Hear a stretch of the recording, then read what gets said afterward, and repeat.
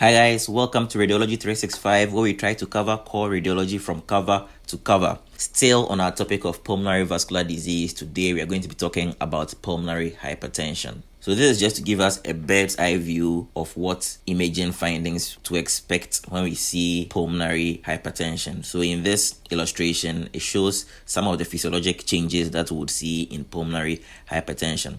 We have a normal lung on the left and an abnormal lung on the right.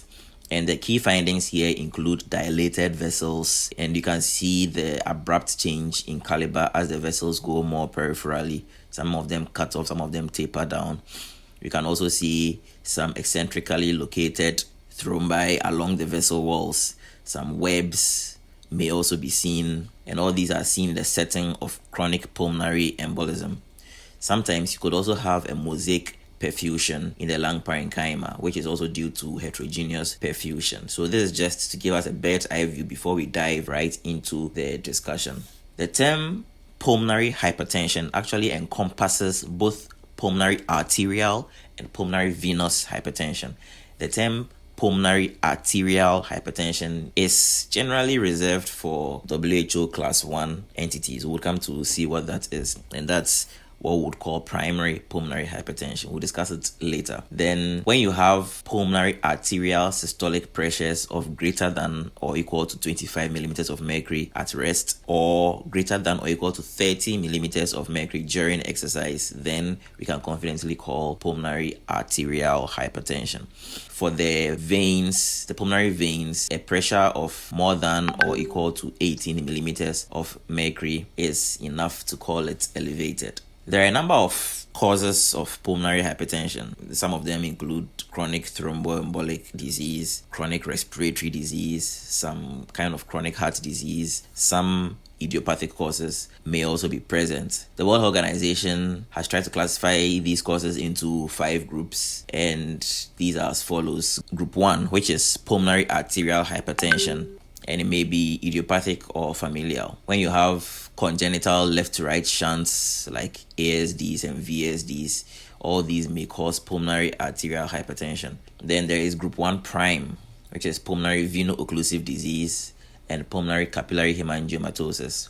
We'll touch on some of these causes in the later slides. Then in group 2, you can have pulmonary venous hypertension. Group 3, pulmonary hypertension associated with chronic hypoxemia, because with hypoxemia comes vasoconstriction and hence an increase in pulmonary arterial pressures. Group 4 talks about pulmonary hypertension that is due to chronic thromboembolic disease, and Group 5 talks about pulmonary hypertension due to miscellaneous disorders like sarcoidosis and compression of pulmonary vessels due to neoplasm or fibrosing mediastinitis, among others. To make learning a little easier, I decided to group these into precapillary causes and postcapillary causes.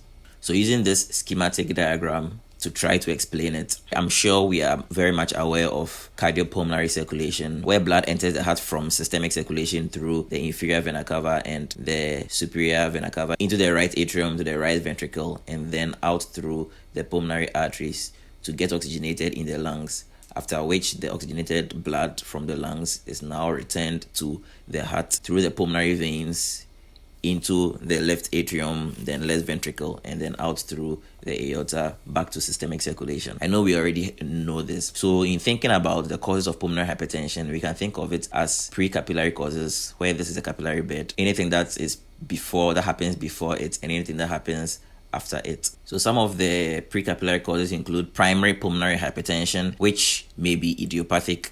It's more common in females than in males. And on imaging, there's typically enlargement of the main pulmonary arteries here with rapidly tapering vessels.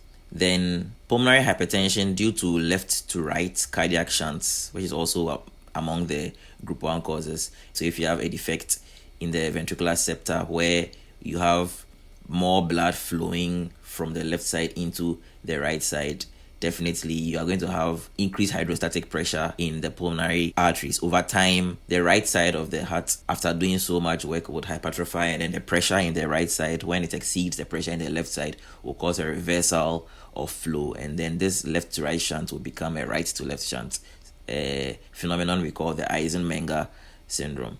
Then you could also have pulmonary hypertension associated with hypoxemic lung disease. That's a WHO group 3 precapillary cause.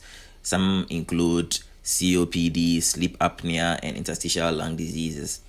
Like I said earlier, when you have hypoxemia, there is resultant vasoconstriction, and this vasoconstriction is going to cause an increase in hydrostatic pressure in the pulmonary arteries. Chronic lung disease can also further contribute to obliteration of the pulmonary microvasculature. So apart from the chronic hypoxia, when you have chronic lung disease from fibrosis, these fibrosis can also contribute to the obliteration of the pulmonary microvasculature, and thus increasing the intra-arterial pressures. Chronic thromboembolic pulmonary hypertension, which is a group 4 precapillary condition, can also cause pulmonary arterial hypertension, and it makes sense because you are going to have a clot sitting inside the pulmonary arteries, reducing the caliber of the lumen or obstructing flow, and thus are going to have an increase in the upstream pressure. Some of the features of chronic pulmonary embolism have been described previously, like the eccentrically located thrombi, the webs, intraluminal webs, among others. You may also have mosaic attenuation in CTEPH, as explained earlier, due to the perfusion differences. Then fibrosing mediastinitis can either be a precapillary or a postcapillary cause, depending on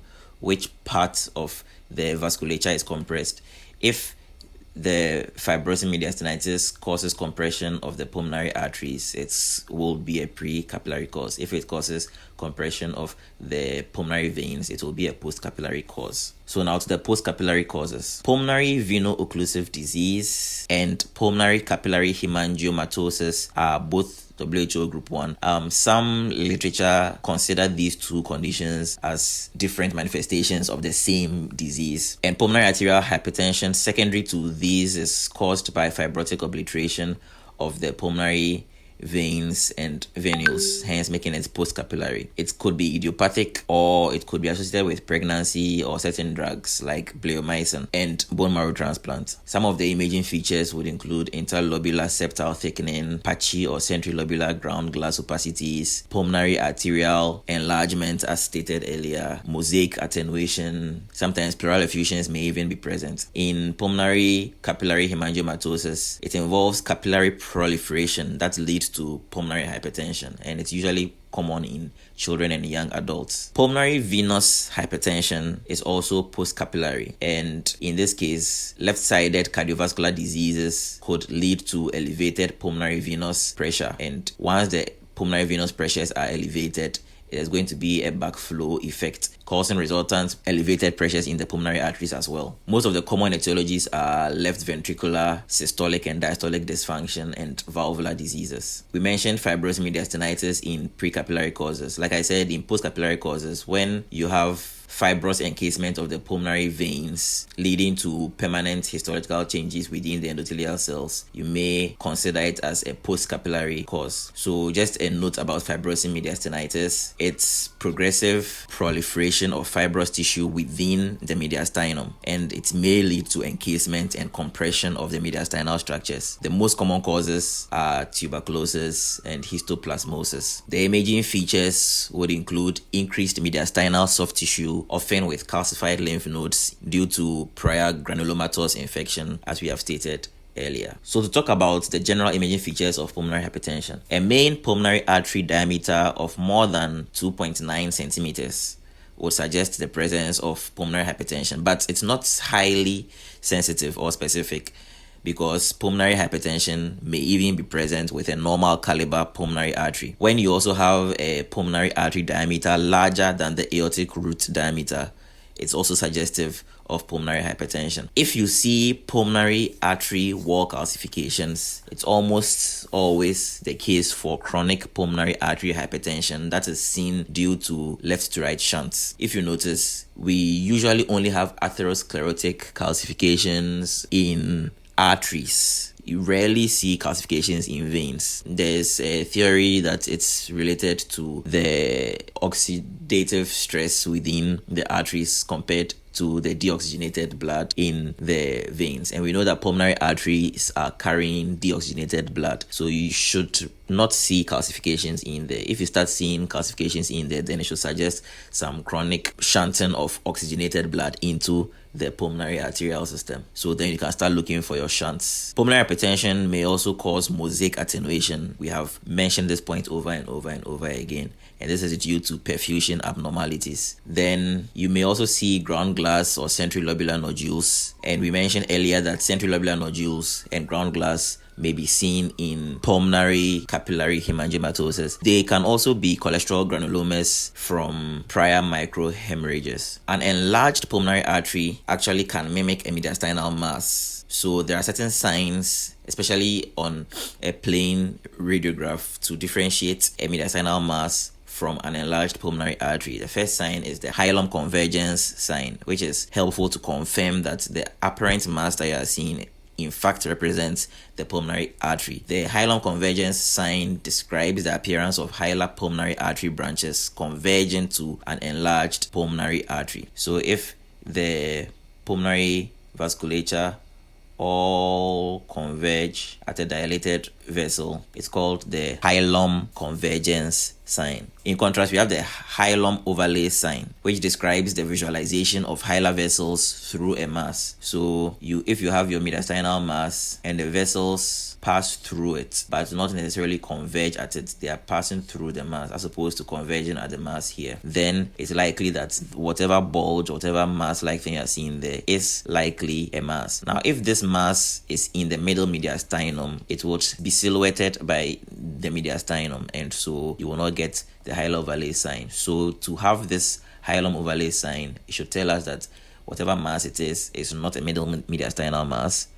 It's either an anterior or a posterior mediastinal mass. So a few examples. This chest radiograph shows an abnormal convex mediastinal bulge here, and this represented an enlarged main pulmonary artery, suggesting some pulmonary hypertension ongoing. Then in this contrast enhanced CT, it shows that we have first and foremost the pulmonary artery. The main pulmonary artery is markedly dilated, obviously larger than the aortic root. Then the right pulmonary artery is also dilated, and within this right pulmonary artery we are seeing atherosclerotic plaques. It's a mixture of calcified and non-calcified plaques. Now this suggests that there must be some mixing of oxygenated blood within the pulmonary arterial system, hence the possibility of a left to right shunt is ongoing, causing pulmonary hypertension. Now this is a case of fibrosing mediastinitis, and this CT shows dilatation of the main pulmonary artery and the right pulmonary artery. There's actually a partially imaged right lower lobe pulmonary artery stent here, and you can see some indistinct soft tissue encasing the right pulmonary artery here and causing narrowing of the right pulmonary artery, and this was a case of fibrosing mediastinitis. On another slice, which is not shown here, there were actually some calcified lymph nodes as well. So I hope so far this has been helpful. The next thing we'll talk about is diffuse lung disease, and under that, interstitial lung disease. If it has been helpful, give it a thumbs up, give it a like, comment, subscribe if you have not subscribed yet, share with someone who you think would need this, and I would see you in the next one.